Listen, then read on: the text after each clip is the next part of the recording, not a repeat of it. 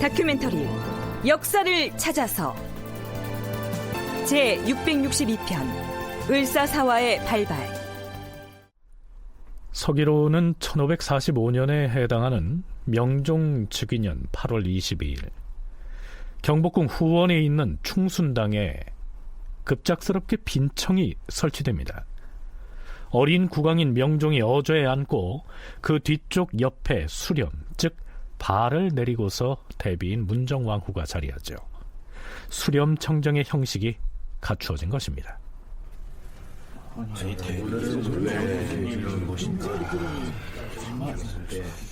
대소신료들이 영문을 몰라서 웅성거리고 있는데요, 드디어 병조판서 이기가 입을 뗍니다. 주상전하, 형조판서 유님은 중종대왕 때부터 잘못이 매우 많았기 때문에 근래에는 늘 불안한 모습을 보였사옵니다. 또한 좌의정 유관과 이조판서 유인숙 역시 그러한 형적이 있사옵니다. 하여 사헌부와 사관원 등 양사의 장관들이 어제 회의를 하여 전하께 아뢰려고 하였으나 의견이 서로 맞지 않아 중지하였다 하옵니다. 하오나 신은 모름지기 재상의 반열에 있는 사람으로서 묵묵히 입을 다물고 있을 수는 없사옵니다. 대신들의 의논을 모아서 이 사람들을 조정에서 퇴출하여 멀리 외방으로 내치시옵소서. 아니, 갑자기 이게 무슨 소린가? 유님을 귀한 유관과 유인숙은 또 왜? 자, 이 상황을 이해하기 위해서는 연려실기술에 실려있는 기사 몇 줄을 참고할 필요가 있습니다. 인종이 왕위에 오르자 조정에서나 민간에서는 모두 선정을 펼치리라 기대하였고 어진 인사들이 차츰차츰 등용되었다. 유관은 정승에 발탁되자 감격하여서 나라 일에 충성을 다했으며 그의 주장과 의견은 늘 공정하였다. 이조판서 유인숙은 성질이 강직하여 이름 있는 자들을 등용하였다. 그러자 평소에 사림으로부터 비판받고 배척받았던 뭇 소인배들이 모두 윤원형에게로 달라붙었다. 이 문헌에서는 병조판서 이기가 처벌 대상으로 지목한 세 사람 중에 유관과 유인숙을 이처럼 긍정적인 인물로 평가하고 있습니다. 더구나 이기는 명종 즉위 직후에 애당초 우의정으로 제수됐지만 대신들과 대간의 탄핵을 받아서 곧 채직됐고요. 바로 그 자리에 유관이 등용됐기 때문에 유관에게 이 개인적인 감정을 지닐 수밖에 없었겠죠. 이기가 처벌 대상으로 삼은 사람 중에 가장 먼저 거론한 인물은 대윤의 상징이자 사망한 인종의 외숙인 유님입니다. 대비인 문정왕후와 윤원영 등이 노렸던 제1의 제거 대상이 바로 유님이었던 것이죠. 진주교대 윤정 교수의 얘기 들어보시죠. 인종의 정치적 원래 생득적인 후견이니까, 그리고 안 보이지만 최대의 권력자이기도 합니다. 지속적으로 인종의 약시증도 들었고, 근데 이게 나중에 약간 논란도 있을 수 있는 게요, 유교를 받았다는 게 자기 후계자를 지정할 때 듣는 유일한 사람일 수도 있거든요. 이러니까 굉장히 위협적일 수 있습니다. 그러니까 유님이 굉장히 인종과 가까운 인물입니다. 유님을 과연 제거할 것인가 아닌가, 이걸 결정지을 수 있는 사람은 특별한 일이 없는데 향후의 정부를 어떻게 운영할 것인가 라는 점에서 이걸 결정할 수 있는 사람은 사실은 문정왕후밖에 없습니다. 이미 문정왕후는 유님을 제거한다 라고 결정지은 것 같습니다. 그리고 실제 이 제거를 하게 하려면 다른 사람을 통할 수 없고 윤원영을 통해서 조정을 움직여야 됐겠죠. 유님은 인종의 외숙으로서 인종이 세상을 떠날 때 곁을 지키면서 마지막으로 내린 인종의 교지, 즉 유교를 받았던 인물이기도 합니다. 만일에 이 유님이 인종의 유교를 다르게 전하거나 해석을 해서 명종이 아닌 다른 사람을 후계자로 내세울지도 모른다 하는 이 불안감을 문정왕후가 가지고 있었을지도 모릅니다. 더구나 그는 대비나 윤원영과는 대척점에 있던 대윤의 거두였으니까요. 소윤이 자기 세력을 구축하기 위해서는 이 유님부터 제거해야겠다고 판단했을 것으로 보입니다. 자, 그렇다면 윤원형이 이들을 쳐내려고 했을 때 거사를 모의했던 핵심 측근은 누구였을까요? 이 역시 연려실기술의 명종조 고사본말에 실린 내용입니다. 임금이 왕위에 오르자 윤원형은 곧 보복할 계획을 세워서 이기, 허자, 정순붕 등과 함께 흉한말을 만들어내어서 밖에서 선동하고 안으로는 정난정이라는 그의 요사한 첩을 들여보내서 대비와 임금의 마음을 흔들어 유님에 대한 의혹을 품게 하였다. 병조판서 이기가 유님, 유관, 유인숙을 탄핵하고 나서자 어린 명종이 여허, 그런 일이 있었다면 이는 매우 놀라운 일이오. 첫 반응을 이렇게 보인 것도 사전에 윤원영 등이 미리 공작을 해두었기 때문이 아닌가 여겨집니다. 자, 그렇다면 경복궁 후원의 충순당에서 유님 등 3인의 탄핵을 둘러싸고 어떤 얘기들이 오가는지 살펴보시죠. 신 홍원필은 병을 앓고 있어서 나중에 와서야 이 의논을 들었사옵니다. 전하와 대비마마께서 유님을 그르게 여기시어서 외방으로 유배하려 하신다 하니 그렇다면 유님은 조정에 있을 수는 없고 유배시키는 것이 마땅하다 여기옵니다. 유인숙 역시 파직시킴이 가할 것이옵니다. 유관에 대해서는 상세한 내막은 알 수 없으나 죄가 있다고 하니 채직을 시키면 될 것이옵니다. 여러 사람들의 의논을 들어보니 모두 이와 같사옵니다. 유님은 용납할 수 없는 간사한 도적이니 엄히 다스린 뒤에라야 종묘사직이 편안할 것이다. 영상의 생각은 어떠한가? 대비 마마의 하교가 지당하옵니다. 종묘 사직의 대계를 위해서 그리해야 마땅하오나 국가를 위해서는 우선 인심을 안정시켜야 하니 이번에 그들을 크게 다스려서 중죄를 주는 것은 불가하옵니다. 유님은 이미 스스로도 편안하지 못할 터이니 도성 안에 있게 하지 말고 외방에 유배하되 별달리 죄를 주지 않는다면 인심이 안정될 것이옵니다. 유인숙은 역시 여론도 그에게 조금쯤 잘못의 형적이 있다고 하니 파직함이 가하고 유관 역시 여론이 그러하다고 하니 채직만 시킨다면 무난할 것이옵니다. 이렇게 처결한 뒤에 설령 여러 말이 나오더라도 대비 마마나 주상 전하께서는 동요하지 말고 조정을 진정시켜야 할 것이며 더 이상 쓸데없이 의논하는 일은 없도록 해야 할 것이옵니다. 신허자가 아뢰옵니다. 유님은 정유년부터 조정의 죄를 얻었기로 중종께서 그 죄를 다스리려 했으나 동궁 때문에 그렇게 하지 못하였사옵니다. 유님은 스스로 자신의 죄를 깨닫고 그 자취가 없도록 했어야 마땅한데 아직까지 여러 말들이 많사옵니다. 인종께서 승하하시자 스스로 자신의 형세가 더욱 외롭고 위태하다고 의심하여 불안해하고 있사옵니다. 그 때문에 유님이 유인숙, 유관 등과 혼인으로서 사돈관계를 맺은 사실은 조정에서도 다 아는 일이옵니다. 다만 어명과 형벌은 먼저 인심을 살핀 뒤에 정해야 하옵니다. 혹시라도 중용 지도를 잃게 되면 인심이 화평하지 못할 것이옵니다.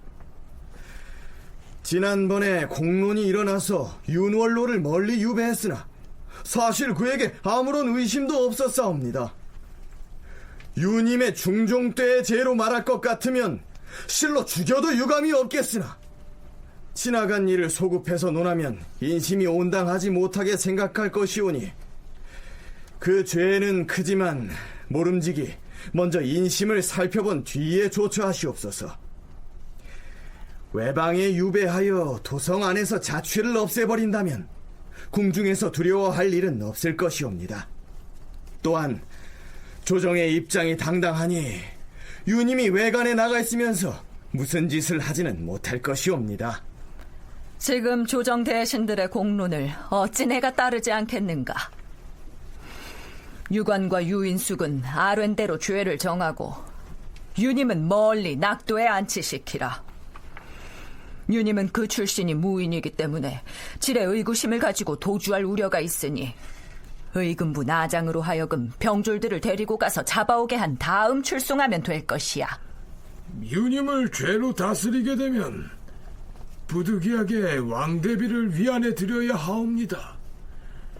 유님의 유배가 왕대비의 마음에 어찌 편안하시겠사옵니까? 종사를 위하여 할 수 없이 이와 같이 죄를 줄 뿐이옵니다. 대비께서 꼭 위안을 해주셔야 하옵니다. 여기에서 말하고 있는 왕대비는 사망한 인종의 비인 인성왕후를 일컫습니다. 지금 유배형이 결정된 유님은 인종의 외숙인데다가 동궁 시절에는 보호자 역할을 해왔으니까요, 인성왕후로서도 상심이 크겠지요. 하지만 앞에서 들으신 바와 같이 대비인 문정왕후든 혹은 그의 처벌을 주장하는 대신들이든 유님은 중종 시기부터 많은 잘못을 저질러서 명종즉위 이후에 불안해했다라고만 할 뿐 뚜렷한 죄목을 제시하지 못하고 있습니다. 그럴수록 문정왕후는 궁중에서 있었다 하는 이런저런 얘기들을 꺼내서 그의 처벌을 합리화하려고 애를 쓰지요. 유님은 예전부터 조정 안팎으로 여러 사람과 결탁을 했으므로 죄를 가볍게 다루면 후환이 생길까 두렵도다. 허나 조정에서 이 정도에서 그치라고 하니 나는 그대로 따르겠다. 이 뒤에 종사에 난처한 일이라도 생기게 되면 조정에서 알아서 진정시키면 될 것이다.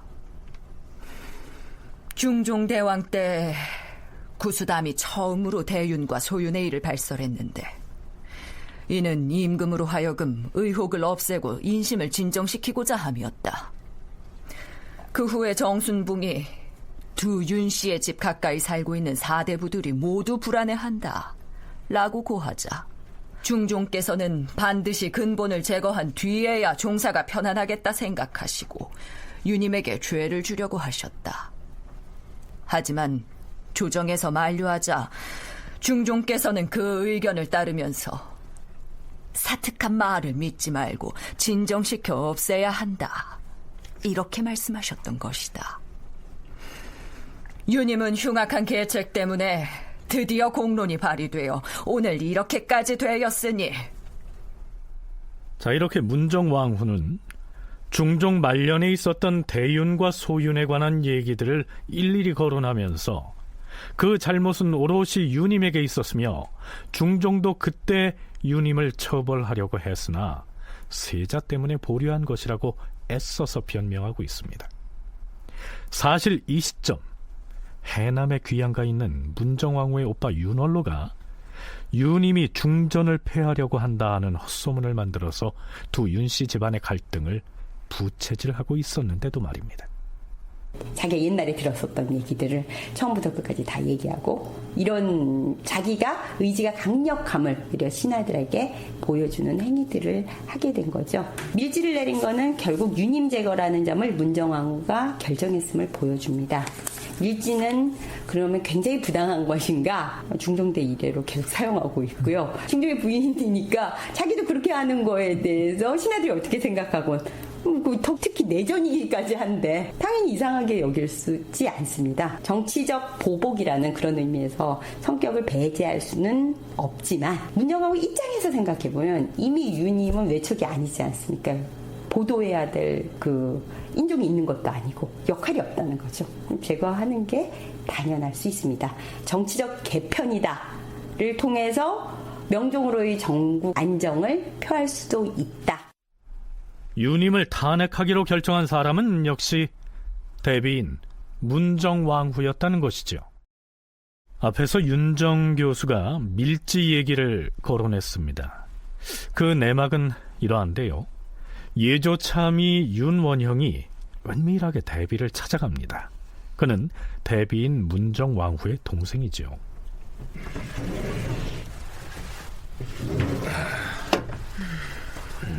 대비마마, 부르셨사옵니까? 그래, 오라버님 소식은 듣고 있느냐? 예, 마마. 귀양 간 곳이 전라도 해남이라 멀기는 해도 그곳 군수나 관찰사가 대접을 잘해주어서 편히 잘 지낸다고 연통이 왔사옵니다. 지방 관리가 잘 대해준들 어찌 마음이 편하겠느냐. 조카가 임금이 되는 날을 손꼽아 기다렸을 텐데 즉위하자마자 조정에서 내쳐졌으니 어찌 이런 일이 있다는 말이냐. 대비마마, 이대로 두고 볼 수는 없사옵니다. 복수를 해야지요. 복수를 한다? 어떻게 말이냐? 대윤의 우두머리를 치는 것이옵니다. 대윤의 우두머리라면 승하하신 인종대왕이 외숙인 유님을 쳐내자는 말이냐?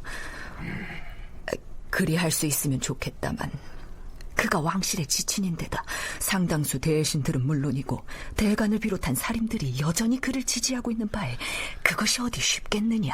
꼭 그런 것만은 아니옵니다. 인종이 승한 뒤에 이 윤원영이가 사람을 적잖이 모았사옵니다. 유관에게 불만이 많은 이기를 비롯해서 평소에 사림을 미워하는 정순붕, 그리고 벼슬자리 얻게 연연해하는 허자 또한 이미 내 사람으로 확보를 했사옵니다. 허나 말 많은 대간이 문제 아니냐? 대간도 걱정할 것 없사옵니다. 아마 양사의 장관인 대사원 민재인과 대사관 김광준도 협조를 하고 나설 것이옵니다. 그럼 어찌하면 되겠느냐? 만일에 유님을 내치라는 어명을 승정을 통해 내린다면 대간이며 홍문관에서 벌떼처럼 들고 일어날 것이니 은밀하게 해야 하옵니다. 대비마마 명의로 저한테 밀지를 내리시옵소서. 허나 죄목을 무엇라 해야? 중종 말년에 대윤이니 소윤이니 하는 파당을 만들고 갈등을 유발한 책임을 유님에게 덮어씌우자는 것이옵니다. 그럼 밀지를 내리겠다. 헌데 유님 하나 쳐내는 것으로 되겠느냐? 유관과 유인숙을 함께 쳐내야 하옵니다.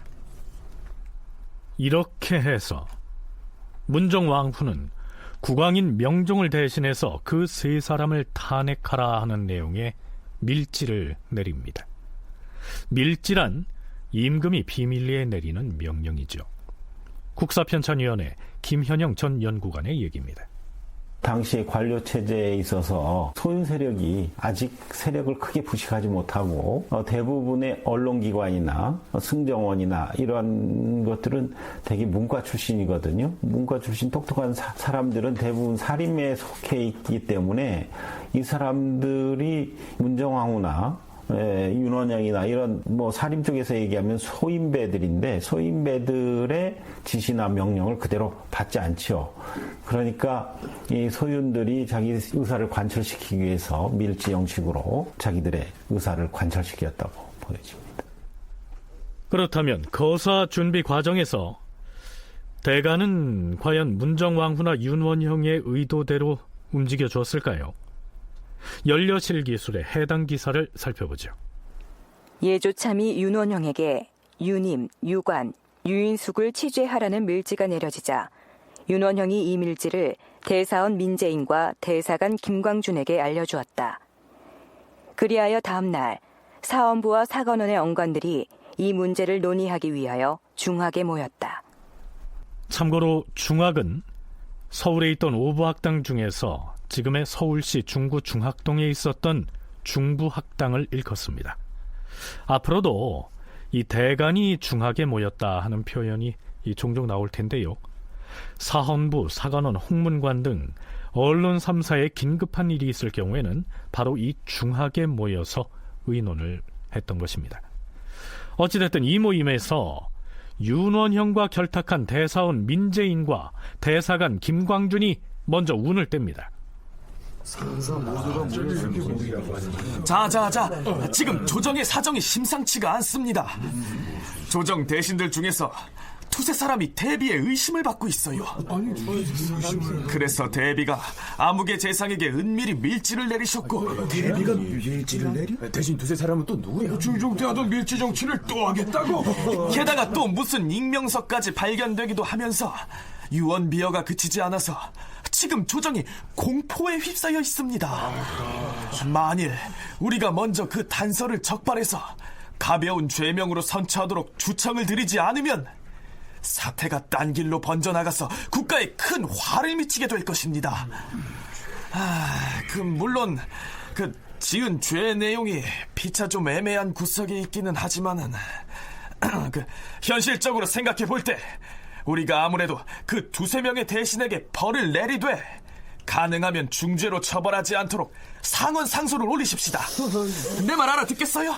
자, 그러면 듣자니 대사원의 말씀은 심히 잘못되었습니다. 아니요, 아니 될 말씀이지요. 이것은 간특한 누군가가 화를 얽어매려는 수작입니다. 우리가 만일 대사원이 주문하신 것처럼 밀지에 적힌 그대로 무조건 죄목을 인정하고서 가벼운 벌을 정한다면은 이것이야말로 그 간특한 자의 술책에 넘어가는 것입니다. 이것은 비단 유님만을 처치하려는 계략이 아닐 것입니다. 어질고 중직한 인사들이 모조리 도륙된 사태가 여기서 시작되는 것이에요. 살인들을 무차별로 내쳤던 김연현의 화를 떠올리기만 해도 콧등이 시큰한데 도대체 우리 보고 지금 그 당시에 남궁과 심정이 했던 일을 따라하라는 것입니까? 난 비록 뼈가 마디마디 부서질지라도 따를 수 없습니다. 조정의 중요한 일을 어째 대비가 은밀히 내린 내지를 가지고 처리한단 말이오? 사간 박광우, 헌납 백인걸, 정원 유희춘 등은 흥분하여 얼굴을 붉혔고 장령 이연침, 지평 민기문 등은 하늘을 쳐다보면서 지금 임금이 어려서 나라가 불안한 시기에 간특한 소인배들이 서로 뜬 소문을 만들어내고 있으니 한심스러운 일이로고 하고 한탄하였다. 대사원 민재인 등이 하루 종일 대간에게 밀지에 따르자고 간청하였으나 끝내 아무도 따르지 않아 그대로 헤어졌다. 이렇게 됐던 것입니다. 이 중학에서 벌어진 난상 토론을 들으면서 야, 그래도 역시 대간은 살아있었구나, 이런 느낌 들지 않습니까? 그렇다면 명정주기 초인 이 시기, 사림이나 대간의 의식이 이전에 비해서 상대적으로 고양됐다, 이렇게 말할 수가 있을까요? 사림의 의식의 확대가 아니라 대간은 원래 이런 거를 하라고 두는 거죠. 무슨 얘기냐면 밀지로 이런 조정의 정계 개편 100번 양보해서 그런 시도가 있었다고 그래도 그럼 정당하게 처리를 하면 되는 거죠. 그런데 밀지를 내려서 갑자기 뚜두두두 외척을 동원하고 이렇게 하는 거는 문제가 있다. 특히 더더욱이나 대비가 실제로 중종이 김효사를 일으킬 때 홍경주한테 밀지를 내리고, 외척이죠, 봉성군의 아까 외할아버지가 되는 밀지를 내리고, 그 다음에 신하들을 내려가지고 죽음으로 이르게 하는 것은 홍구파의 정광필도 이런 방식으로 전국으로 임명하시면 안 됩니다라고 적극적으로 반대를 합니다. 김효사화 때 문종이 외척인 홍경주에게 은밀하게 밀지를 내려서 조광조 등 살림 세력을 무자비하게 희생시켰던 모습을 기억하고 있는 터에 대비인 문정왕후가 똑같은 방법으로 밀지를 내려서 누군가를 쳐내려고 했으니 대간이 찬성할 리가 없었을 것이다. 윤정교수의 견해가 그러합니다. 처지가 곤란하게 된 쪽은 사헌부와 사관원 등의 양사의 장관인 대사원 민재인과 대사관 김광준이었습니다. 대비가 이렇게 했을 때 대간으로서 잘했습니다, 밑에 있는 대간이 라고 말할 수 있는 상황은 아닌 것 같습니다. 그렇다면 대간을 책임지고 있는 대사관이나 대사원 등이 그럼 어떤 입장을 표하느냐 정도를 보면 당시의 상황을 볼 수 있을 것 같습니다. 일단은 당연히 급작스러운 명종의 즉위, 그 다음에 대비가 나서서 자기가 이런 내용을 알고 있노라까지 얘기를 하면서 일을 처리하는데 밀지를 내렸느니 안 내렸느니를 갖고 논쟁을 한다면 이거는 그 중간의 입장에서 볼 때 대비가 수용할 수 있는 방법이 아니다. 더더욱이나 중종 때 상당 부분 그런 거를 봐왔는데 이것은 외려 더 큰 문제를 일으킬 수 있다라고 파악할 수 있을 것 같습니다. 이미 윤원형의 협력자가 돼버린 민재인과 김광준으로서는 대비와 윤원형이 꾸민 거사에 대간을 참여시키려고 시도를 했지만 무참하게 실패하자 허겁지겁 윤원형에게 달려갑니다. 내가 큰일 났습니다. 큰일이라니, 대체 무슨 일이야? 오늘 중학에서 사헌부와 사관원이 합사하여 회합을 가졌는데, 그래서 양사 원관들의 협조 약속을 받지 못한 것이요? 협조가 다 무엇입니까? 김효사화 때 남곤과 심정이 했던 것과 같은 일에 대간을 끌어들이려 하느냐고 분기탱천하는 바람에 친땀만 빼고 물러나왔습니다. 아하, 그러면 이 일을 어찌하면 좋은지 궁리를 좀 해봐야겠는데. 궁리할 시간이 없습니다. 이제 대간에서 대비가 밀지를 내려서 유님 등을 내치게 했다는 사실을 알아버렸으니 당장 내일 아침에 대전으로 몰려갈 것입니다. 그러면 큰일이 아닌가. 그 비상한 수단을 써야지 안 되겠다. 자, 여봐라! 병판과 호판에게 연통을 넣도록 해라! 윤원형은 그 길로 달려나가 병조판서 이기, 호조판서 임백령, 공조판서 허자, 지중추부사 정순붕 등을 불러 모아 비상대책을 논의합니다. 여기에서 나온 비상대책에 따라서 우리가 이 프로그램 들머리에서 소개했듯이 경복궁 후원의 충순당에다 부랴부랴 빈청을 마련하고 대서신료들을 불러 모은 뒤에 대간이 문제 삼기 전에 대비가 먼저 선수를 쳐서 유님, 유관, 유인숙을 탄핵하는 어전회의를 열었던 것입니다. 자, 그럼 다시 명종 주기년 8월 22일의 충순당으로 가보죠. 대사관 김광준이 아뢰옵니다. 유님은 대행 대왕께서 동궁으로 계실 때부터 간특한 짓을 많이 했사옵니다. 동궁을 보필하는 외척이라면 모든 외관의 잡음을 진정시켜야 하고, 동궁이 설령 염려하시더라도 그럴 이치가 없을 것으로 아뢰어서 동궁으로 하여금 안심하시게 했었어야 하옵니다. 그런데 유님은 그 스스로 많은 잡음을 만들어냄으로써 동궁과 주상 전하를 안심하지 못하게 하였으므로 신민이 모두 분격해 왔사옵니다. 하오나 어제 중학에서 열린 사헌부와 사관원 양사 합동회의에서 동료들이 말하기를 모든 일은 그 전후 사정을 분명히 밝혀서 결정해야 하는데 어명을 승정원에 내리지 아니하고 다른 곳으로 밀지를 내렸기 때문에 이것은 정도가 아니라는 것이옵니다. 이런 식으로 죄를 준다면 아마도 뒤에 폐단이 있을까 두렵고 또 후세에 논란이 있을 것이다 라는 논의가 있었기에 어제 즉시 아뢰지 못했던 것이옵니다. 대사관 김광준이 전날 중학에서 열렸던 양사 합동회의의 분위기를 이렇듯 조심스럽게 전합니다. 밀지에 의해서 대신을 쳐내려고 한 조처에 대해서 대간의 반발이 있었다 하는 내용을 전한 것이죠. 그러자 대비가 이렇게 반박합니다. 조정과 왕실에 닥칠 화가 만약 절박한 지경에 이르게 되면 예로부터 대신에게 밀지를 내려 문제를 처결한 사례가 있지 않았는가? 어찌 먼 뒷날의 폐단만 생각하고 당장 눈앞에 박두한 화는 헤아리지 않을 것인가? 화를 일으키려는 자는 오직 유님 그 자신뿐만이 아니다.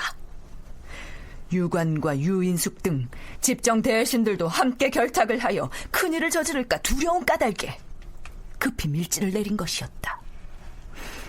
화가 이미 박두했는데 어찌 팔짱을 끼고 앉아서 기다릴 것인가? 대비마마, 좌찬성 이연적이 아뢰옵니다. 신은 전하를 보필하는 원상을 맡고 있는 재상이기에 드리는 말씀이옵니다. 누가 되었든 사람을 죄줄 때는 반드시 그 과정이 광명정대해야 하옵니다. 이 일을 처리함에 있어 광명정대하게 해야 한다는 것을 내가 어찌 헤아리지 않았겠는가? 허나 이 일은 종묘사직에 관계되는 바가 많으므로 그렇게 처결한 것이야. 예로부터 흉악한 간신이 국권을 잡고 난동을 부릴 때면 비상한 수단을 써서 제거한 경우도 있었사오나 지금은 이 나라에서 오직 전하에게 바치는 충성이 한 마음이니 어찌 사특한 마음이 있겠으며 유님이라는 일개 대신을 죄주는데 또 무슨 어려움이 있겠사옵니까? 내지를 내리시려면 마땅히 승정원에 내려서 절차를 지켜 집행해야 하는데 은밀하게 어느 한 사람에게 내렸으므로 여론이 온당치 않게 여기옵니다. 이 같은 일들로 사림에 화가 미치지 않을까 하는 염려에서이옵니다. 이연적은 모름지기 어명은 승정원을 통해서 출납되고 또한 논의돼야 한다 이렇게 지적하고 있고요. 거기에 대해 문정왕후는 화급하고 절박한 지경에 이르게 되면 측근에게 밀지를 내려서 해결할 수도 있다 이렇게 반박하고 있습니다. 하지만 유님 등이 당장에 무슨 범죄를 범한 것이 아닌 터에 옛날 중종 시기의 일을 들춰내가면서 그걸 화급하고 절박한 일이었다, 이렇게 얘기하는 문정왕후의 변명이 조금은 궁색해 보이죠. 대사관 김광주는 어떻게든 이 유님을 유배 보내는 수준에서 처리하려고 하죠. 어떤 사람을 죄 주려고 하면 일단 승정원에 하교하여서 대신을 불러 의논하는 것은 지당하옵니다. 간혹 화급한 일이 있더라도 조정의 공론을 따라 조처해야 하옵니다. 대체로 주상전하나 대비께서는 공명정대하고 넓은 도량으로서 전일에는 비록 간사한 의논이 있었으나 어찌 지금 다시 그런 생각을 가질 수 있겠느냐, 이렇게 품어 안으신다면 아랫사람들을 모두 진정시킬 수 있을 것이옵니다. 아랫사람들의 말 한마디를 놓고 위에서 쉽게 동요하신다면 장차 조정을 어떻게 진정시킬 수 있겠사옵니까? 조정에 혹시 간사한 사람이 있다고 하더라도 이렇게 당당하게 대처하시면 어찌 감히 간사한 의논을 낼 수 있겠사옵니까? 유님은 오랫동안 잘못을 저지른 형적이 있었으니 일단 멀리 유배하면 될 것이지 반드시 위리한치 할 것까지는 없사옵니다. 이 정도에서 그치신다면 저절로 인심이 크게 안정될 것이옵니다. 이번에는 할 수 없이 밀지를 내려서 일을 처결한 것이니 그리할라. 그러니 사림이 화를 입을지 모른다는 의심은 할 필요가 없을 것이야. 이후로는 모든 일을 조정에서 함께 의논하여 처결할 것이다. 지금 여러 신료들로부터 충성을 다하여 국사를 보필하는 말을 들으니 매우 아름답도다. 이렇게 되자 원상인 이연적도 결국은 대비마마의 하교가 지당하옵니다, 이렇게 수긍을 합니다. 위리안치라고 하는 것은 가시 울타리로 둘러쳐진 집 안에 갇혀서 지내는 유배 생활을 일컫습니다. 하지만 국왕을 대신하고 있던 이 당시 문정왕후가 대윤의 상징인 유님을 탄핵하는 데 있어서 승정원의 어명을 내리지 않고 윤원형에게 은밀하게 밀지를 내려서 도모하려고 했던 것은 대비 자신으로서는 부득이한 조처였습니다.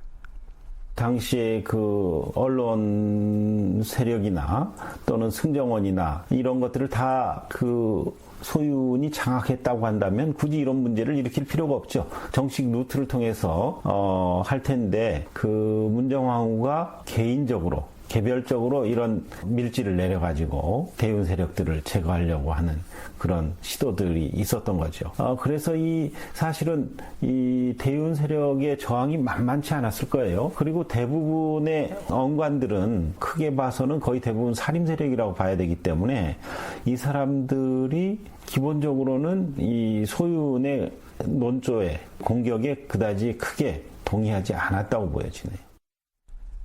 문정왕후가 대윤의 상징인 유님을 탄핵한다는 교지를 정식으로 승정원에 내려서 공론에 붙이려고 했다면 대간이 반대 상소를 올리기 전에 이미 승정원 승지들의 반발에 부딪혔을 것이니 기왕에 유님을 쳐내려고 마음먹었다면 어차피 윤원영에게 밀지를 내리는 방식밖에는 없었을 것이다, 이런 얘기입니다. 그렇다면 유님은 그렇다 치고요, 유관이나 유인숙 등의 대신그룹과 살림들이 이때에 와서 문정왕후로부터 반격을 받게 된 배경은 어떻게 해석해야 할까요?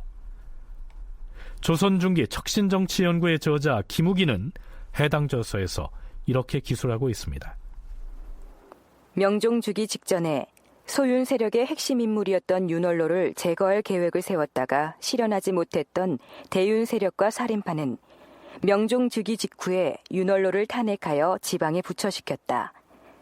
그러나 대윤과 소윤의 갈등이 점차 심화되어서 국가의 형세가 위태로울 때 대신과 사림이 대소윤을 모두 파출하여 국난을 풀지 못하고 소윤만 다스리는 데에 급급함으로써 대윤은 봐주고 소윤만 일방적으로 당했다는 느낌을 준 것은 소윤 세력에 의한 정치적 반격이 곧 있을 것임을 짐작해 했다.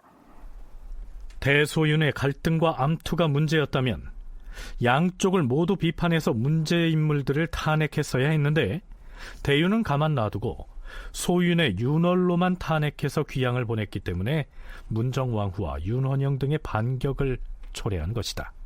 이러한 분석입니다. 윤임과 유인숙 그리고 유관에게 일단 죄를 내리기로 했으니 이제 그 집행 절차만은 공식적인 명령 체계를 거쳐야 하겠지요.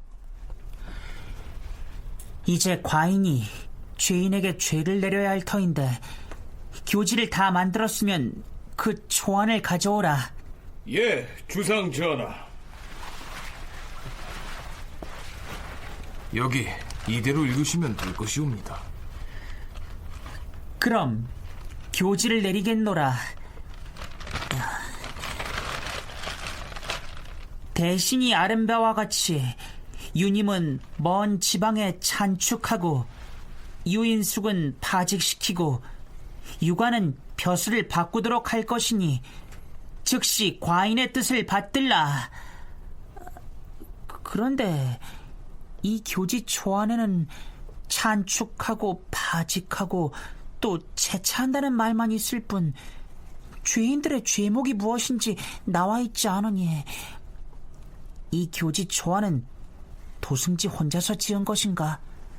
영의정 윤인경이 신에게 전지초안을 작성하게 하였는데 그들에게 죄를 주는 사연이나 제목에 대해 언급을 안 하셨사옵니다.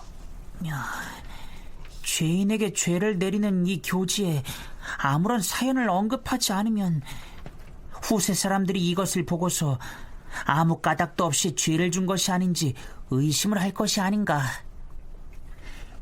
유님은 종묘사직에 크게 관계되는 말을 만들어낸 죄가 있는 것으로 하고 유관과 유인숙은 간사한 권세가와 결탁했다는 것으로 죄목을 정하면 어떻겠는가?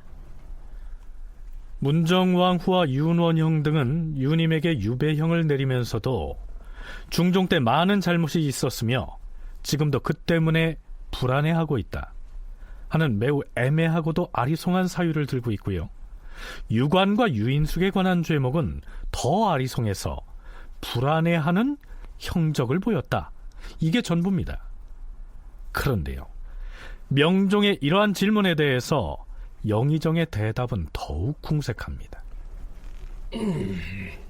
주상 전하, 교지에다 그들의 죄목을 특정하여서 하교하시면 신료들과 백성의 인심이 오히려 더욱 동요할 것이옵니다. 나중에 조정에서 아는 내용이 역사책에 실릴 것이니 그 사연은 저절로 후세에서 알게 될 것이옵니다. 영의정 윤인경 역시 이처럼 애매하게 얼버무립니다. 자, 이런 상황이었으니 유님 등의 탄핵을 밀어붙였던 문정왕후나 윤원형에게는 시급한 과제가 생겼습니다. 유님 등의 죄목을 새로 만들어야 한다는 것이죠. 가능하면 그들을 극형에 처하는 것이 좋겠고, 그렇게 하자면 종묘사직과 관련되는, 즉 그들이 반역을 꾀했다는 모욕죄 정도를 만들어서 얽어맬 수 있다면 더욱 좋겠지요. 실제로 그들은 주기년 9월 초부터 이런 공작을 진행합니다. 이 문제는 나중에 소개하기로 하죠. 자, 유님 등에 대한 탄핵이 여전히 논란거리가 되고 있는 가운데 그동안 잠잠하고 있던 홍문관에서 목소리를 내고 나섭니다. 홍문관 부제약 나숙, 은교 김진종, 교리 곽순과 이추, 부교리 이수경, 박사 박승임, 저작 임보신 등이 임금에게 아뢰었다. 주상 전하, 무릇 임금의 행위는 광명정대한 데서 나와야 하고 조금이라도 사사롭고 왜곡된 바가 있어서는 아니되옵니다. 이번에 대비전에서 어느 재상에게 은밀하게 밀지를 내려보내서 큰 일을 도모하셨다고 하니 신등은 놀라움과 두려움을 금할 수 없사옵니다. 대소신료들에게 실로 죄가 있다면 마땅히 승정원에 하교하시어서 조정과 더불어 그 죄를 조사한 뒤에 죄를 주는 것이 정도이옵니다. 하물며 지금은 어리신 임금이 새로 정치를 하는 초기인데 선대 임금의 옛 신하에게 죄를 주면서 그 일을 승정원을 경유하지 않고 애매하게 처리하였으니 이는 전하의 성덕에 큰 누가 될 뿐이옵니다. 신들은 이 일로 사특한 길이 열려서 간산자가 틈을 엿보다가 끝내 사림의 화를 초래할 기미가 곧 박두하여 구제할 수 없는 사태가 벌어질까 염려되옵니다. 자, 매우 강하게 대비를 비판하는 내용입니다. 명종은 이렇게 대답합니다. 물론 대비의 뜻을 그대로 전하는 것이겠죠. 이와 같은 큰일의 경우 예로부터 재상에게 밀지를 내린 적이 있다고 들었다. 사정이 급박하므로 부득이해서 한 일이라 하지 않았는가? 어찌 사특한 길이 이로부터 열려서 끝내 사림이 화를 입는 사태가 초래할 것이다, 이런 말을 할 수가 있는가? 이제 과인의 뜻을 오늘 대신들이 모두 환히 알았으니 사림이 만약 스스로 바르고 정당하다면 어찌 장차 화를 입을까봐 근심될 것이 있겠는가? 그런데 대비인 문정왕후와 윤헌영의 행태를 겨냥하면서 대간 중에서 매우 강력한 간언을 올린 인물이 있었습니다. 사헌부 헌납 백인걸이 그 사람이었죠. 어머님, 오늘은 예골에서 대비마마 주상 전하를 뵙기로 했습니다. 아니, 사원부로 출근을 하지 않고 궐에 들어간다는 말이냐? 예, 그렇습니다, 어머니. 여보, 무슨 큰일이 있는 것은 아니지요. 사헌부나 사관원의 간관들과 함께 가는 것이 아니고 당신 혼자서 예고를 한다는 말입니까? 그렇소. 내가 지금 집을 나가면 의금부에 하옥되어서 필시 유배되는 사태가 발생할 터인데 너무 놀라지 마시오. 안 된다. 어찌 그리 위험한 일을... 여보, 차라리 오늘 등청을 하지 마셔요. 그래. 제발 경솔하게 처신하지 말고 신중하게 해야 한다. 안 돼요, 여보. 놓으시오. 여보! 이러지. 실록에서는 백인걸의 출근 장면을 이상과 같이 소개하고 있습니다. 백인걸이 예골에서 올린 계문을 살펴보죠. 전하, 이번 유님의 일은 마땅히 원상에게 먼저 의논을 하여서 처리를 하셨어야 했는데 대비전에서 윤원형에게 밀지를 내려 보내서 몇몇 재상들로 하여금 직접 고하도록 한 다음 그 죄를 정했사옵니다. 죄를 결정한 것은 옳았을지 모르나 죄를 준 방법은 크게 잘못되었사옵니다. 더구나 밀지를 원상에게 내리지 않고 윤원형에게 내렸으니 뒷날 간사한 무리들이 이것을 본받아서 간사한 뜻을 관철하려 할 것이옵니다. 죄인에게는 정당한 명목으로 죄를 정해야 나라 사람들이 모두 누구는 무슨 일로 무슨 죄를 받았다라고 인정할 터인데 유님 등 3인의 죄를 정한 교재에는 단지 귀양 보내거나 파직하거나 벼슬을 바꾼다고만 하였으니 이는 국법의 상도에도 어긋난 것이옵니다. 더구나 윤원형은 대비의 지친인 바에 밀지를 받아서 이를 처결하려 함으로써 국법이 광명정대한 데서 나오지 못하게 하였으니 이는 지극히 그른 처사이옵니다. 윤원형을 잡아다 엄히 추국하시옵소서. 백인걸은 이어서 대간을 향해서도 쓴 소리를 날립니다. 대사헌 민재인과 대사관 김광준이 유님을 논개한 일에 관하여 신들과 의논을 할 때 신들은 나라에는 대신이 있고 또 육조 판서들이 있는데 이 일은 그 계통을 통해서 나오지 않고 대비의 밀지에서 나왔으니 그릇됨이 심하다라고 하였사옵니다. 이 때문에 각자가 다른 의견을 주장하였고 민재인과 김광준도 그렇게 생각하여 드디어 그 내용을 전하께 논개하지 않았으니 이것은 잘한 일이었사옵니다. 그러나 주상 전하와 대비를 면대하였을 때 윤원형의 잘못을 아뢰었어야 하는데 아뢰지 않았으니 이것은 잘못된 일이옵니다. 더구나 민재인은 사헌부의 장관으로서 대비의 밀지가 내렸다는 것을 듣고는 마치 전령을 받드는 군졸처럼 재상의 집으로 쪼르르 쫓아다녔으니 이것이 비록 대비와 전하를 위하려는 생각에서 나왔다고 하더라도 이는 대간의 채통을 팽개친 것이옵니다. 사헌부와 사간원의 간관인 송희규, 박광우, 정희등, 이연침, 김저, 민기문, 김난상, 유희춘 등은 즉시 결단하여서 전하께 윤원형의 잘못을 아뢰지 아니하고 이를 피하기만 하고 머뭇거렸으니 언관으로서의 책임을 다하지 않은 것으로서 이 역시 잘못이옵니다. 아울러 이들 모두를 언관의 직임에서 쫓아내어 채직시키시옵소서. 백인걸은 작심하고 이렇게 고합니다. 명종의 대답을 들어보시죠. 종묘사직에 화가 닥쳤기 때문에 부득이 밀지를 내려서 조정과 의논하여 결정한 것이라 하지 않았는가? 아랜 뜻은 조정과 다시 의논하여 조처하겠다. 어찌됐든 백인걸의 계문 내용은 추상 같습니다. 무엇보다 같은 대간의 신분인 사헌부와 사간원의 간관들에게도 윤원형의 죄를 탄핵하지 않은 점을 들어 채직을 요청했고요. 민재인 또 김광준 등 양사의 관리자들에게는 언관의 채통을 팽개쳤다고 통렬히 질타하고 있는 장면이 이채롭습니다. 중간에 있는 관리자들은 유님 등의 처벌이라는 것은 어쩔 수 없는 측면이 있다라고 보는 측면이 있는 것 같습니다.